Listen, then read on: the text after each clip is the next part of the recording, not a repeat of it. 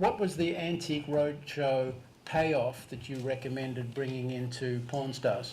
Actually, I'm probably the one person here that can answer that and disagrees with that. Ah.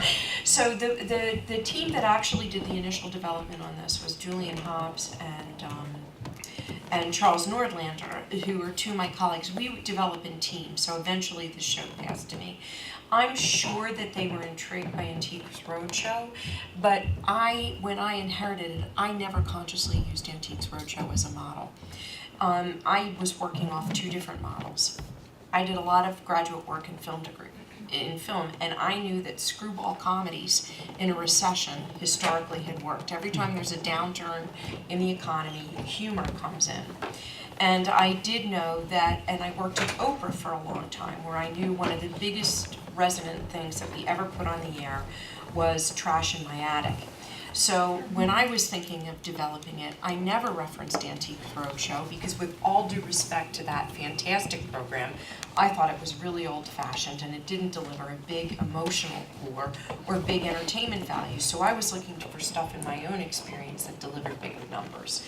And I also worked for a long time on Dirty Jobs, and I thought that that had been a fantastic blending of information and humor.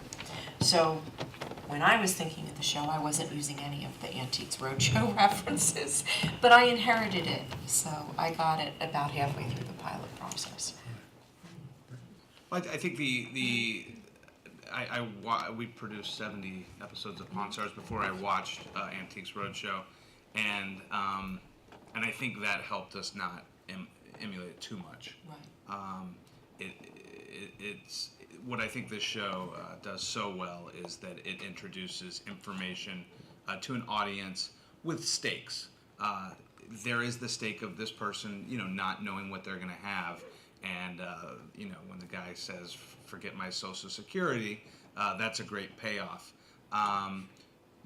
Our show, I think, takes it to the next step, and then you get to see what I think is the most fun part of our show, which is the haggle, which you would never get to see on Antiques Roadshow. And the haggle is a chance for the seller and the owners to play leverage and to really go at it.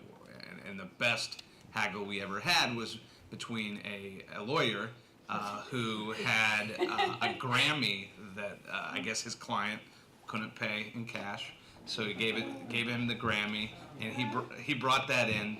I can't remember the name of the band. Anyway. Oh, I forget, but it was fabulous. And afterwards, Rick, who is a master negotiator, said, "I need a shower. You just took me to the cleaners." It was fun. So definitely like to get a few more lawyers on the show. But if you go back to what, I think really successful shows have behind them character, which is really interesting. Some kind of fresh spin on a territory and some sort of larger emotional resonance that pushes a button in the culture. And I think for Pawn Stars, what really pushed the button in the culture is, oh my God, times are really tough. I could have in my garage or my attic or in something my grandmother gave me, something which is going to change my life. It's going to give me sunshine on a cloudy day. And I've said this before, 2 weeks into working on the show, I went through everything I owned. Like, absolutely confident that there would be like something there that was going to be worth it, a vacation in Provence, if only I could just find it. And so, I think that's why people like the show, because they can play along at home. And to add to Mary's point about the economy and humor, the cable business just inherently has younger execs. The turnover is much higher than at the networks. We had a meeting with ABC at the time, and we brought in a show that was harder hitting, and they said, we're looking for softer stuff, fun stuff. We know that the economy now tanking, that based on ABC being around for so long, that people are going to want the funny.